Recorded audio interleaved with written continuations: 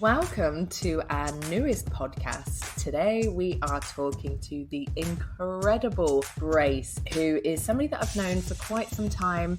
We've worked together on various projects and now she is in the middle of setting up an amazing organisation and lots of other really fantastic things that she's working on as well. We're going to have a really good conversation today all about what it's like to be a woman in the workplace, to really have to hide parts of your identity, to maybe even adapt the way that you behave, especially when you're in a senior role. We're also going to have a really good conversation about how intersectionality can really play a piece in the way that we build our careers and the way that we come across in the work that we do. So, without further ado, grab a cuppa, settle in, and enjoy the podcast.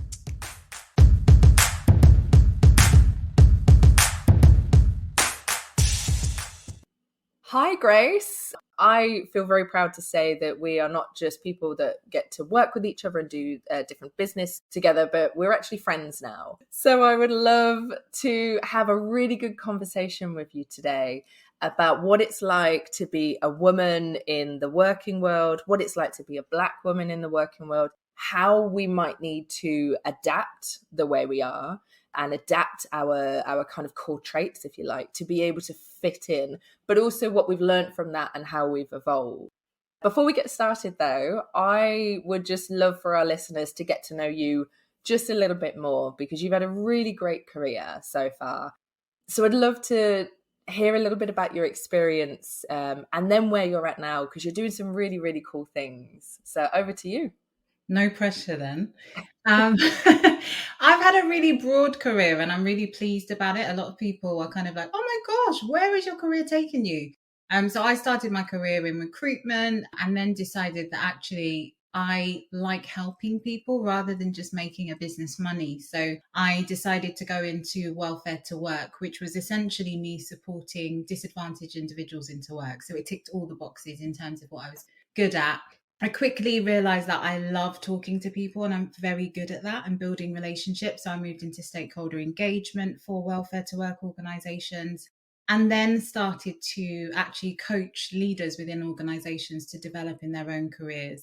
And my career over the last year has just taken a dramatic turn as a result of kind of personal health concerns last year and just feeling that need to find purpose in my being. So I've moved into working for myself. So I'm now a consultant. I support organizations to change and to become better than they are, I hope. I'm also an entrepreneur. So I own a jewelry brand, as well as currently working on a new opportunity that I'm hoping will be a really purposeful social enterprise. We connected quite early on because we had similar values. I think that's what happens at work. And we were talking really recently about the idea that women in careers, especially when they get to very senior levels, feel the need to change parts of themselves, maybe to make ourselves less threatening in some people's eyes. I want to talk about that a little bit because we kind of started getting into the conversation in a bit of detail when we were working together the other day. And I was like, no, hold that thought. Let's record this because this is so interesting. So I'd love to get your thoughts on that in general. I think, when we got together, we always do this anyway. We start basically trying to take on the world and change it right then and there. But I think one of the key things that came out of the conversation was just around how we become who we are based on our experiences, and some of the challenges that women, irrespective of race, but particularly Black women as well, have within the workplace, and how that can sometimes lead to us acting in a way that's not true to who we are as a result of feeling the pressures of needing to conform or needing to be non-threatening or needing to be liked, essentially, I think is the biggest driver. Everyone just wants to be liked. And I think sometimes as women, career women that are driven and really want to achieve things, you sometimes feel like, actually, I can't be my full authentic self because some people won't like me as a result of that because they think she's trying to get above her station. And I think as women, we struggle with that a lot. So that was definitely, what kick-started the idea for today's discussion. Yeah, I love that. That's so true. We can't help but try and put the world to rights when we're together. I'm starting to feel like that might be me as well, because it's definitely a common theme amongst lots of my working relationships. You said there a little bit about how we might have to be less threatening. I'd just be really interested to hear why you think it is that people want to make women feel like we're being threatening when we're being assertive, or when we're perhaps very confident in the idea that we're talking about. My view is that the best way to disarm someone is to attack them. And I feel like that's the reason that people do that, if I'm honest, because how do I disarm you and stop you from doing what you're doing? So I'm going to tell you that you are or you're doing something that you're not, and I know is going to upset you and is going to throw you off track. And I think that's why people do it, if I'm honest. It's the easiest way to distract someone from their goal.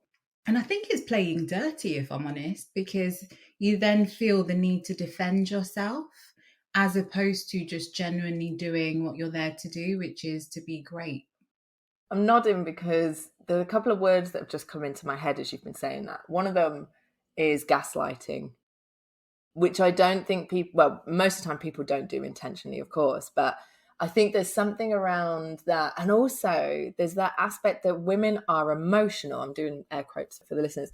Women are emotional. So if we respond to that accusation of us being aggressive or threatening or whatever it might be, because we're being confident and assertive and we know our skills and our abilities, we can't possibly respond. We're kind of stuck in between, because if we respond, we're emotional, we're playing up to the stereotype of a woman.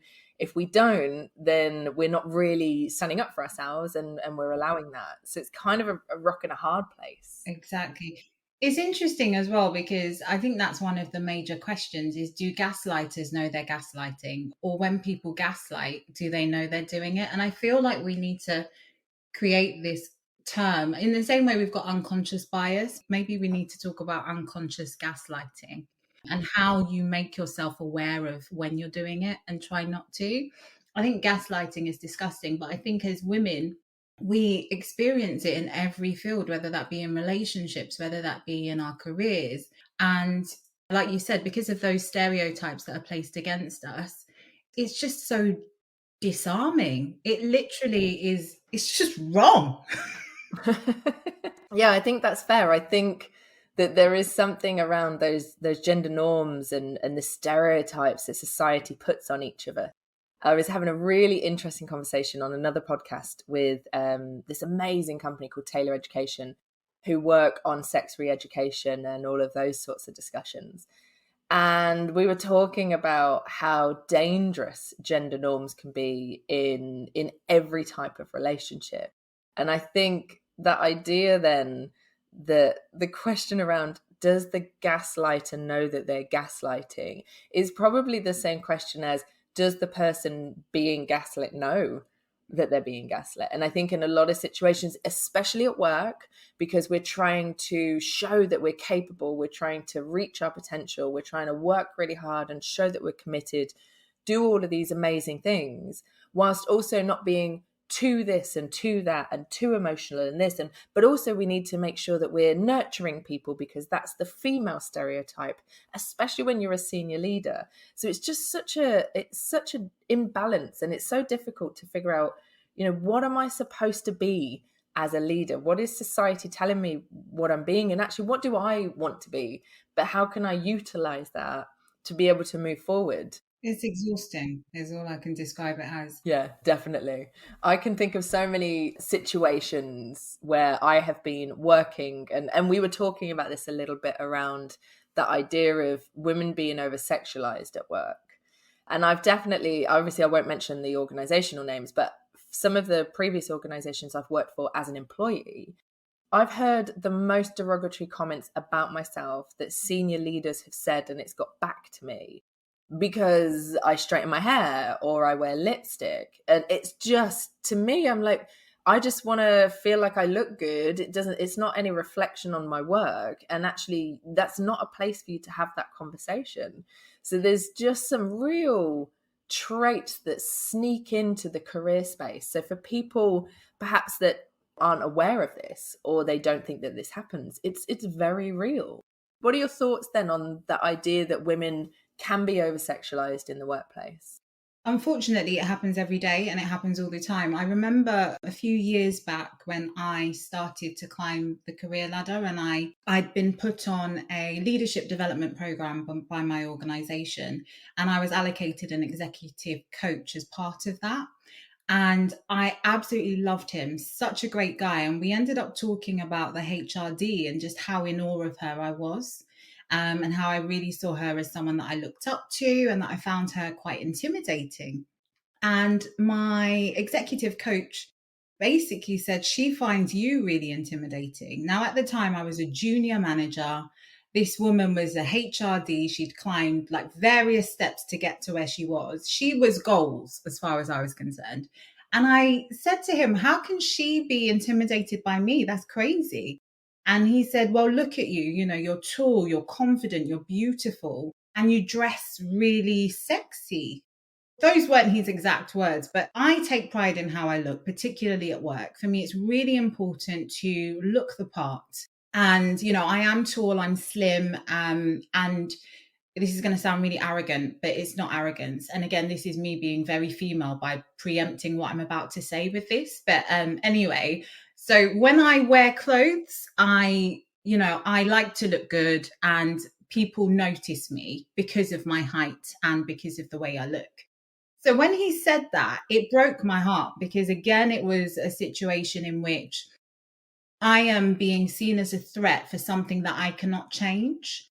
He said what he said and then went on to say, I think it would be a good idea for you to dim down the way that you dress and maybe not dress as nicely for work.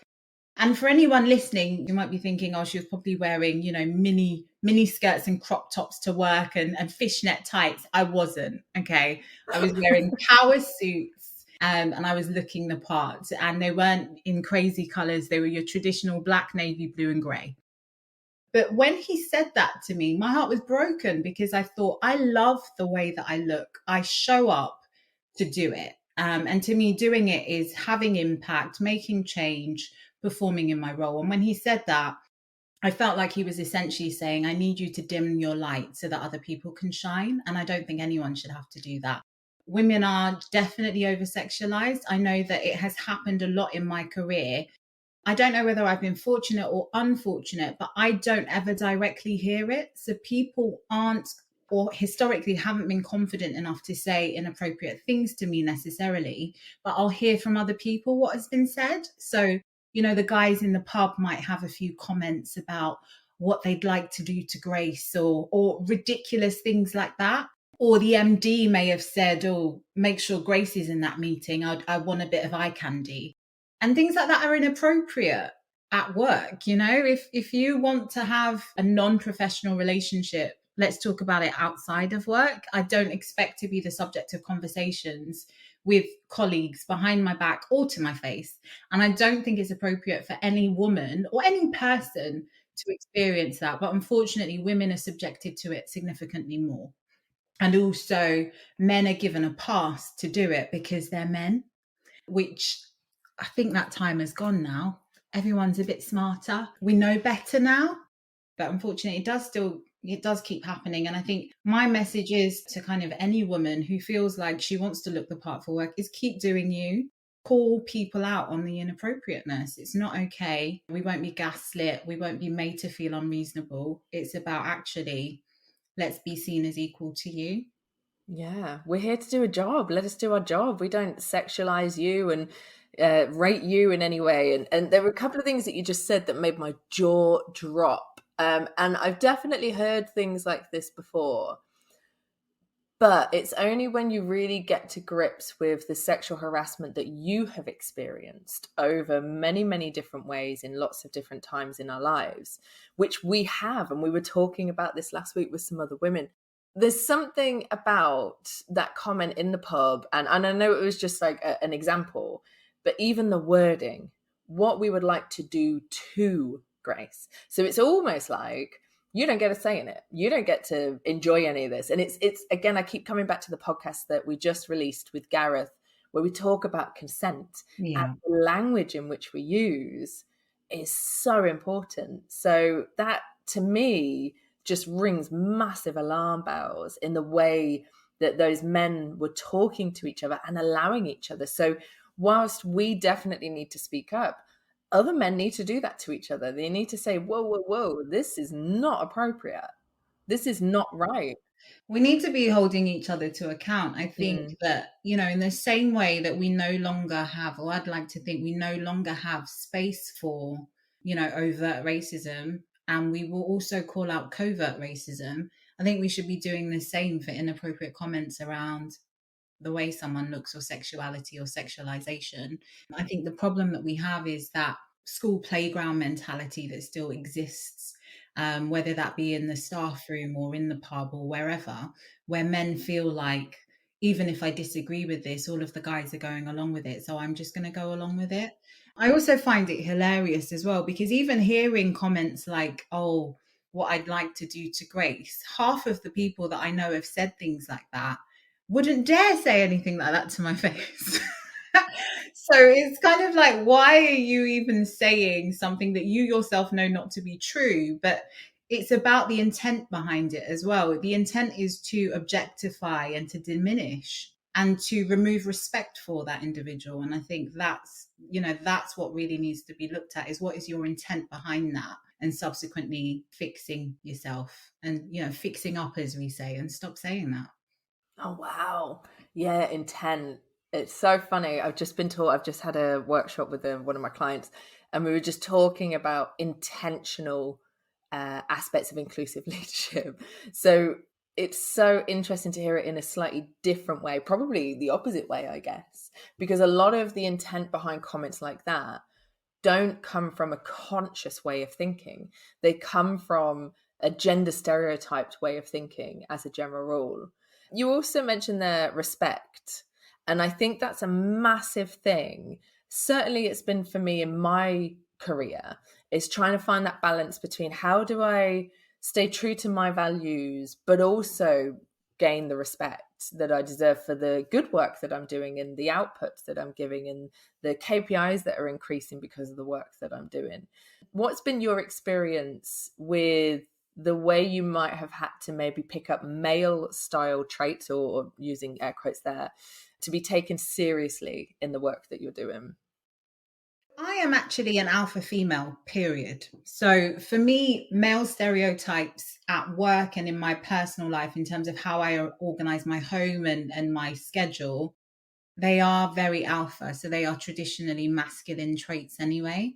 I actually find that for me, I've had to do the opposite in the workplace. I actually do this in relationships as well, which is quite funny. I should discuss it with my therapist. But I find myself reverting to type B in the workplace initially, to allow people to feel like I am not a threat, and to feel like they are open to receiving me and to letting me in and to allowing me to move forward within the organization. And then once I'm comfortable, my type A comes out, and they get to know kind of the real Grace. So for me, it's actually been the complete opposite. And I think that's why this conversation is really important, because, dimming your light doesn't necessarily always entail being the male instead of the female. Sometimes it's actually being overly female in terms of behaviors in the workplace to feel like you're then being allowed in. And that's definitely been my experience, is I've had to do the complete opposite. That's really interesting, because I have had a bit of a different experience to that. So I've worked with lots of really impressive, really influential and inspiring women throughout my career, even very early on when I was managing bars and stuff, when I was in my late teens. And I remember looking up to them and thinking, yeah, good on you, you're incredible. But when I reflected back on it, they were behaving in an extremely male stereotype way, not necessarily in the alpha female mindset, But I remember thinking, well, that it just didn't fit with me. It just didn't make sense to me. So I was kind of a bit lost in the way that I was leading and managing different departments and stuff like that. And then a little bit further on in my career, I met someone. There were two directors in this organization that were women. One of the directors was super harsh, super kind of straightforward with the information. There was no niceties around things. And her team were really scared of her. It was just one of those types of environments. She got the results, not sustainably, but she definitely got the results in the first place. But at the cost of all of the psychological safety of the team, there were definitely members of the team that had to dim their lights, as you say, because they had to kind of hold themselves back a little bit because they were terrified of her. In contrast, my director, that was my line manager, they approached things in a completely different way. So, yes, they were straightforward, and yes, they were very good at articulating their point. And that was a really important message that I learned quite early on. They also had some of the feminine traits that I naturally had. Now, of course, they're probably gender stereotypes. It's probably been what I've been conformed to be over the years, but they are things I like about myself. So I like that I am a good listener to people. I like that I try to support and help people. But also, I've got these other traits, which are I'm also someone that just wants to get the work done. So let's have a nice little chat, but let's get on with it, kind of thing. I'm here for you if you need me, but I also want you to work autonomously. So this director really highlighted to me that you didn't have to change who you were to be able to be this really powerful and inspiring businesswoman or director or whatever it might be. But it was really interesting, the contrast between the two, because I remember thinking before my director started, I was looking at this other director and I was like, I don't want to be like that. Is that the only way I'm going to be able to get to director level? Because I just don't want to do that. I'm not interested in changing who I am to be able to do that. So I find it really interesting. We've had very different experiences, but I think the nuance here, the thing between us, is that actually we've stayed true to who we are. Yeah, I think what you said is really interesting as well, actually, and I've never thought about it. Most of my experience has been being managed by men. So I've traditionally been managed by men who have required me to behave a certain way in order for them not to feel threatened. And I remember my first manager, who I absolutely love, but he was also my first experience of the professional world. And he was very old school in terms of his view of men versus women. He used language that, was you probably wouldn't hear in the workplace today. And he would make comments about how people looked and how you should look as a woman coming into work, and what was appropriate and what wasn't appropriate based on his own view as opposed to the professional view. So his view was essentially the view of what the guys are saying in the pub. So if I hear anyone say anything sexualized about you, I'm going to come and let you know you need to change what you're wearing, as opposed to I'm going to let them know that they shouldn't be saying those things. So my mindset around what I needed to be in the workplace was based off that very early experience, and also progressive experiences being managed by men after that. The manager I described now, I absolutely love him. He was my favorite manager of all time, and definitely supported me to become the success that I feel I am today. But when you think about some of those early lessons and things that you learn quite early, but also it's interesting what you said around the manager that you really didn't want to be like, and the manager that you really did feel like you could see yourself being, because all I hear in there is that the perfect leader is essentially masculine and feminine. So they have those masculine traits where they can get things done, or they're viewed as masculine traits anyway. We all know that women are the ones that get things done. But that view about this is the KPI, this is what we need to achieve this month, we're going to get there, and this is how we're going to get there, as well as, are you okay? You don't seem yourself. Do you want to spend some time just having a talk? Do you want to come in a little bit later? Those kind of nurturing attributes are traditionally seen as feminine. And I have had some, amazing male managers like that. Unfortunately, I have not had positive experiences with female line managers that I've had. And it's not to say that those women were racist at all, but the dynamic has always been, young Black girl, white manager, and a white female manager, I should say, and the young black girl is almost seen as trying to get her above her station, and subsequently, I need to keep her at her station and let her know where she is and who she is. I've not had particularly nurturing leadership in that way by direct line managers necessarily, and that's not everyone, but the negative experiences that I've had with leaders have been with the females that I've been managed by. Two in particular, one that really still traumatizes me to this day. Wow. Yeah, I mean, that's really interesting. It does bring me on to a point that I wanted to talk about as well, which is around that intersectionality piece. We're two very professional women that are running our own businesses. We're doing some really great things in our careers. And that may not have been the natural route for us, had we kind of listened to the naysayers, whether it was our teachers or our early line managers and people like that.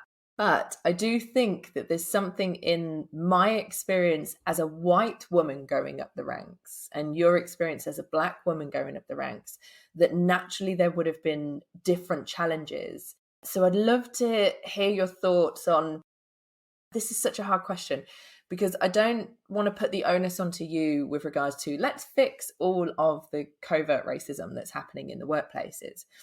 But if there was like a piece of advice that you could give a white line manager, perhaps they're a director or something like that, and they're managing younger black women, what is it that you would have liked to have happened for you?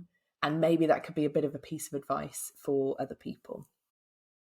So I did the Landmark Forum years ago, and one of the things that one of the speakers said that was quite contentious at the time, but I actually carried with me, was that racism is a story that has been created by people, essentially. And I think the challenge that we have is that racism is a story that has been created, but a lot of people believe. And for me, I would encourage senior leaders that are white women potentially managing or coaching or mentoring black women, young black women, is forget that story.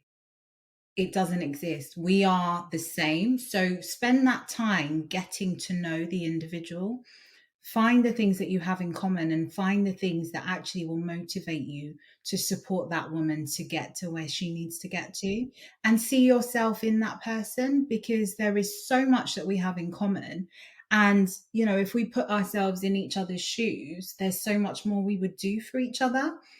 I think there's that piece around, being on top of the mountain and holding your hand out to help somebody up. Just do that.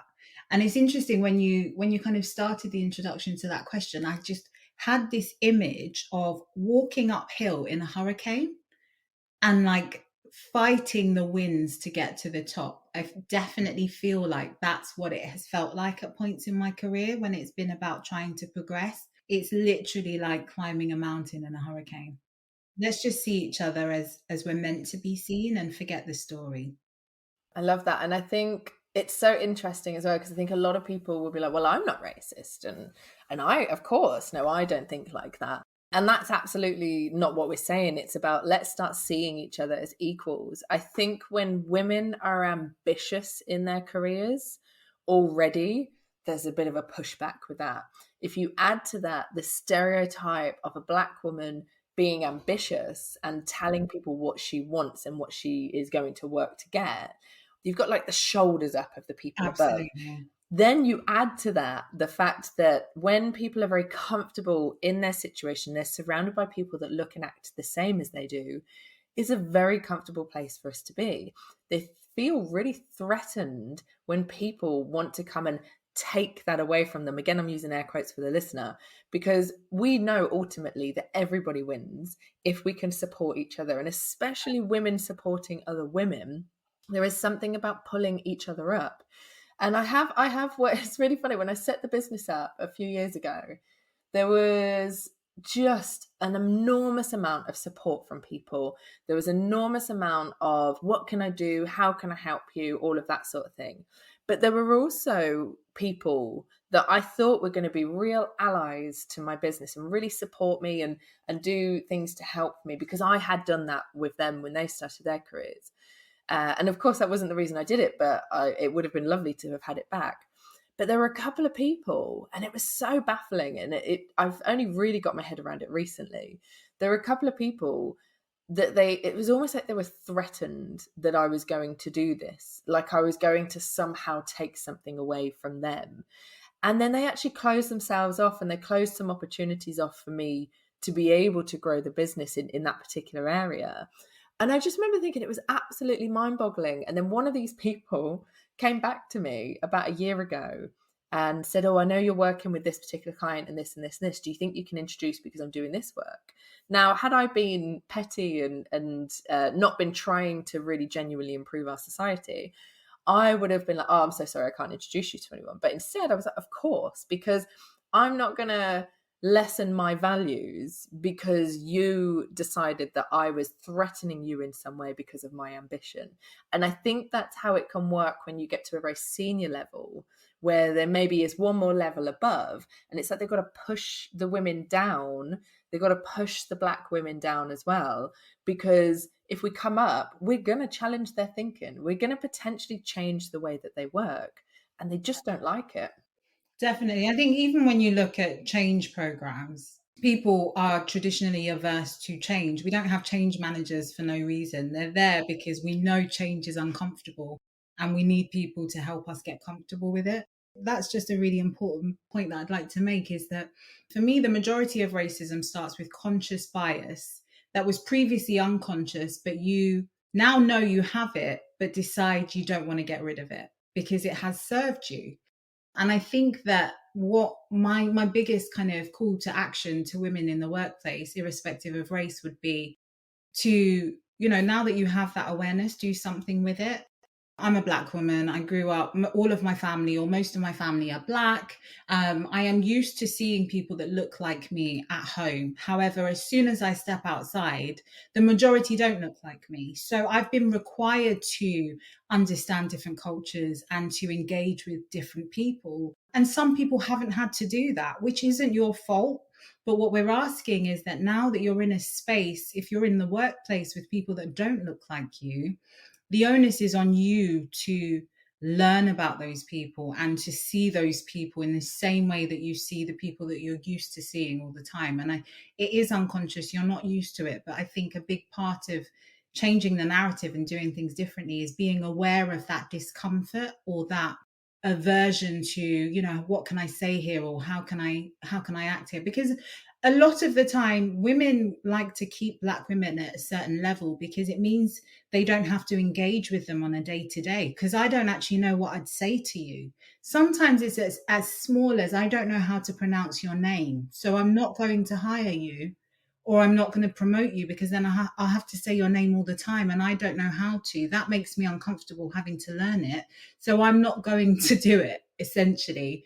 And it sounds ridiculous to hear, and it is ridiculous, in the same way. I heard this one day, that in the same way people take the time to learn how to pronounce, I can't even say it, it's Chavosky or something. The Tchaikovsky, that's the one.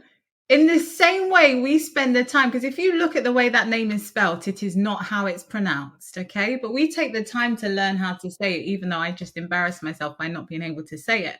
But if you can take the time to learn a name like that, you can take the time to learn how to say Temi Tokwe. It's not difficult. Take the time and feel great knowing that you did take the time. And as a result of that, your workforce and your team doesn't look like you. Yeah. And ultimately, we know that when there's diversity, there's so many statistics around this. We really don't need to breed the business case here, but the statistics say your business or your organization, whether it's a charity or whatever, will succeed. It's so much more likely to be sustainable. You're going to attract even greater talent. You're going to be able to make it last a really long time and make some big differences with your product or your service, whatever it is. So yes, we have to have different looking and acting and thinking people throughout the organization. And every time, it's really interesting. I'm working with lots of different industries at the moment, but there's a particular industry that I'm working with, and they say, well, we've got lots of women on the board. I'm like, that's great, but everyone's white. And actually, what's happening in between? So let's have a look at your lower levels, and actually your entry level roles. You've got a fantastic mix of diversity. It's really reflective of your population. And we're talking about neurodiversity, race, age, gender, all of these wonderful things that make us so wonderfully different. But what happens is they're not progressing through the organization. And that really clicks onto that thing that you were just saying, is that I'm uncomfortable. I don't know how to be around somebody that's very different to me. And therefore, I'm going to put invisible barriers in place. I'm going to have particular policies. I'm going to have certain questions in recruitment spaces and things like that are going to mean that it's very difficult for this person to be able to move up, even if they are capable and they have the potential to grow into that role. So I think it's a very real challenge, and it's really hard for people to deny. They do deny it, don't get me wrong, but it's a very difficult thing to deny once you've got all of the facts and the data in front of you to prove that what we're talking about here is a very real challenge in the working world. Absolutely. It's interesting as well, because I think one of my call to actions would be, when we think about our differences and when we think about equality and diversity and what that entails and what that includes. So we're thinking about sexuality, we're thinking about race, etc. If you look at how people prioritize those different groups, I always find that really interesting, because, the point you made around our senior leadership team or our board is really diverse because there's women in it, but they're all white women. If you then go and look at some of those organizations' kind of EDI statements, or diversity and inclusion statements, and they talk about what they prioritize, you'll traditionally find that race is the last one, because it's the most uncomfortable still, Yeah. which is so bizarre. Because when you think about it, there were Black people in the world before, kind of sexuality was even discussed or accepted. But Black people, brown people, people of ethnic minorities, when it comes to dealing with diversity and inclusion, they are still the lowest on the totem pole in terms of let's focus on that. And I think for me, that's a massive call to action, is if it makes you uncomfortable still, that's the one you need to prioritize first. Everything else will be easy once you tackle that. Which isn't to reduce any of the other differences that we have at all, but it's just to say that statistics show, evidence show, and organizations' websites and diversity statements show that race is still the issue that people find the most difficult to deal with, and therefore they put it at the bottom of their priority list, and it shouldn't be there. Yeah. Wow. Do you know, it's so interesting because I often work with a lot of organizations and they want to just focus on gender. And I think the reason they want to focus on that, for them, because the conversation has been going on for such a long time, it's a lot less uncomfortable than some of the other conversations. Then you add LGBTQ plus, that's a little bit more comfortable because of the flags and the fact that this, that, and the other, and the laws and stuff. And you get further down, and you're so right. When you get to race, people just shrivel up into themselves, especially white people, because there's a lot of shame attached to it. We're very aware of the colonizations that we did. We're very aware of how we are now still benefiting from those in lots of different ways. Some people are, some people aren't, of course, but Yeah. even those of us that are aware of it, it's still like, I still find it uncomfortable, but I know it's really important to talk about, because if you don't, nothing will ever change. It will continue to be the same. I've got one example that I just want to share with you. So it's an old organization I used to work with. I was leading the D&I project, and it was all the different work streams. And I had to go back to the exec and ask for some budget so that we could start doing some work around learning, around awareness, just around all sorts of really great events where we could really start to wake everybody up to the idea that not everybody has the same experience in life. And I remember going into the meeting, I can visualize it exactly now, going into the boardroom, sitting down, talking to the exec. And I knew them quite well. I was pretty well respected in that company. And I started talking about some statistics. So I started off with gender because I thought, let's ease them in. Gender's nice and easy. People like talking about this. They feel like since the gender pay gaps come in, it's all sorted. So obviously there's a hell of a lot more work to do, but they're way more comfortable. So I started talking about that, and they all got involved in the conversation. They physically, like, their body language was involved. The second I pulled up the slide where we were talking about race, and we were talking about the visibility throughout the different layers of the organization. And I was trying to highlight that there's not representation throughout, and clearly there's a reason. and their body language completely just went in on themselves. They sat back, their shoulders sloped, everyone was really quiet. And it's so interesting. If people are finding things comfortable, we're not moving forward. We all know that. I'm a learning professional. If we are in our comfort zones, we are learning the bare minimum. We're not empowering ourselves to really push forward. If we take ourselves so far out of our comfort zones, it might be too far. So there's like a sweet spot in the middle where we can gently nudge people to have these conversations. And that's a big part of the work that I do with my clients, is create those spaces where those conversations can be had. But it was just really interesting when you're saying that. And I think representation is so important in different careers, in different industries, at senior levels. And as soon as people start to realize that, I think we'll be able to really snowball this and move forward. But there's so much work to do. But yeah, that uncomfortable piece is essential. It is, definitely. One of the things I'd love to get from you, just because I think one of the reasons that people like this podcast is that they get some really helpful tips. And there's definitely been a couple that have come through. But I'd love to know if there's any advice you would give to a younger woman coming into the working world, and how can they stay true to themselves when they're being told, whether it's consciously or unconsciously, to behave in a slightly different way.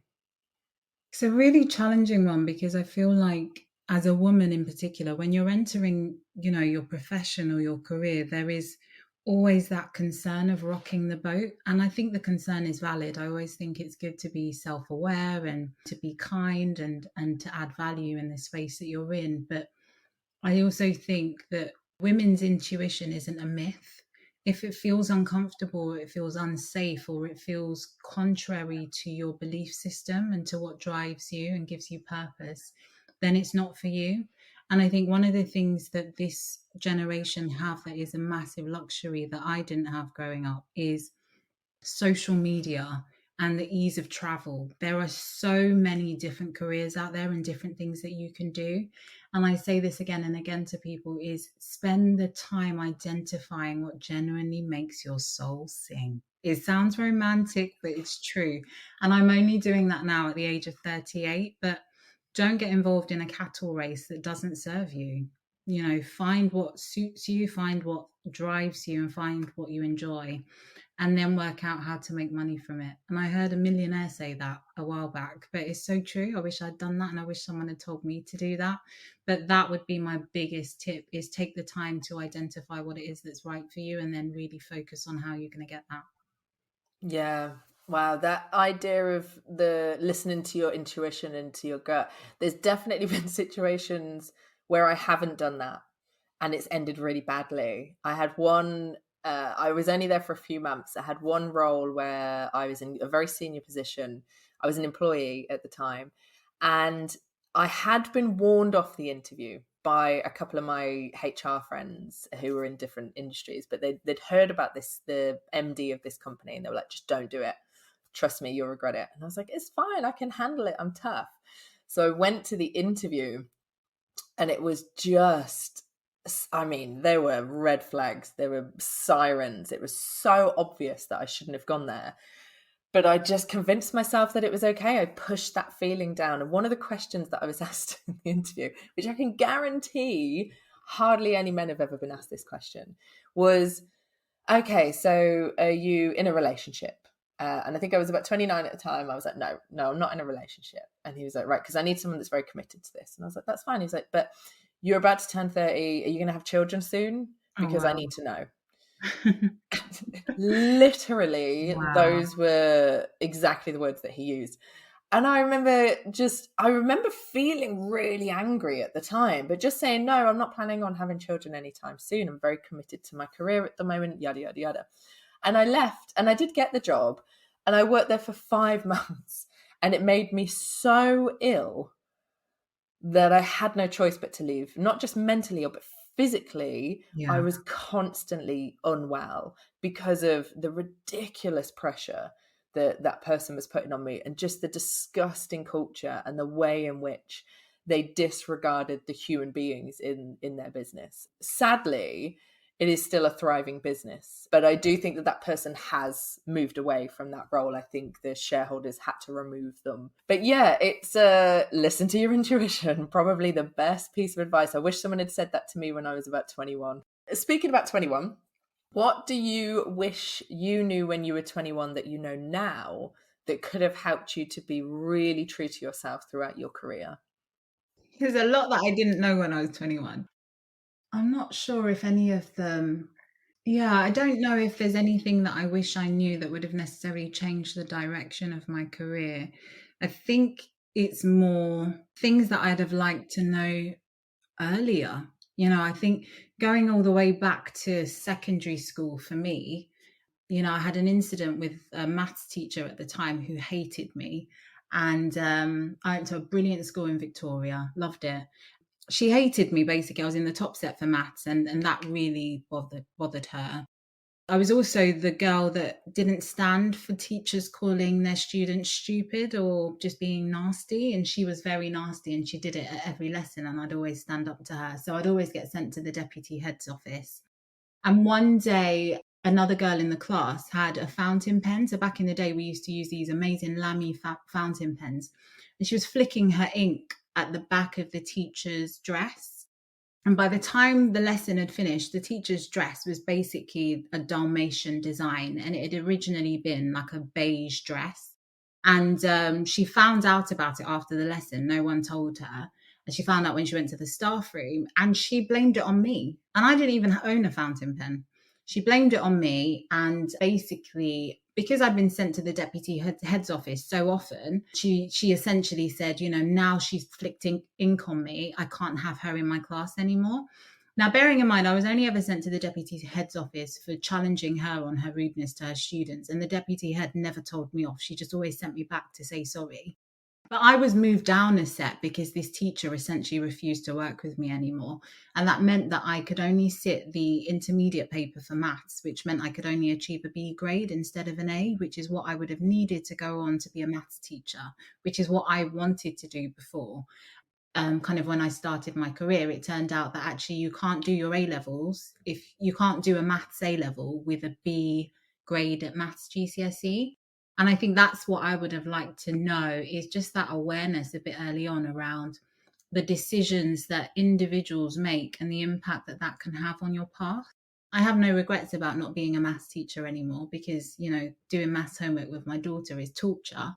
It's just about being given the choice, and I think for me, that's the only thing. But I think for other people, it's just about having that awareness early on, being aware of what you are entitled to. And it's not, looking at entitled to as in, entitlement. It's about actually what is everyone else given access to that I should also be given access to, and doing everything you can to get that access. I think that's the biggest thing for me. This also comes back to one of the earlier comments you made about standing at the top of the mountain and lifting other women up. That teacher did not do that. Interestingly, that teacher could have been the reason that you gave up on yourself, but fortunately you didn't. I had a teacher, I'm not going to mention their name, they still live in my hometown actually. I had a teacher that hated me because mine was a little bit different. I wasn't calling her out. I was just a bit naughty. So, I kind of got why she didn't like me. But I was naughty because I was misunderstood. And the teachers that took the time to understand me really made a difference in the way that I work now. They made a difference in the way that I run my business even. But this teacher, interestingly, I went to college, dropped out, started working, and I was working in a bakery when I was about 17. And at the time, I didn't really know what I wanted to do. I kind of wanted to go back to college, kind of didn't. And this teacher had walked in. So this teacher had sent me out. Every class I had in year 10 and 11 of this particular subject, this teacher had kicked me out. So I basically learned nothing at all about this subject and had just gone and probably smoked on the playground or done something naughty because I was quite naughty. But she come into this bakery that I was working at and it was just cringe. I don't know if you've ever had to serve someone you really don't like in the service industry, whether it's a restaurant or whatever. But I went and served her and had my head down. I felt really, really ashamed of myself. Not that there was anything wrong with doing that job, but just that Yeah. she'd seen me and I wasn't at college or sixth form like everyone else. Anyway, as she left this bakery, she took the time to turn around. This is somebody who molds young minds. She Mm. took the time to turn around and say, I knew you wouldn't amount to anything, and then walked out. Wow. Now, that was a very nasty, awful thing to say, but it was the exact kick up the arse that I needed to go back to college. Yeah. So I thank her for that. Maybe I should say her name actually, because a lot of my success now is because of the way she treated me. But I do think that there is something in helping other women up. When women push other women down, it's 10 times worse than if men are not helping women. So we have to be able to lift each other up, and we have to know and have that abundance mindset that there's plenty of work out there. There's plenty of space for all of us to be ourselves. So we don't have to keep pushing people down. Thank you so much for taking this time. There's been some really good things for me to think about and reflect on, and hopefully the same for our listeners as well. My pleasure. Thanks for having me, Boo. Lovely. Thanks. See you soon. Take care.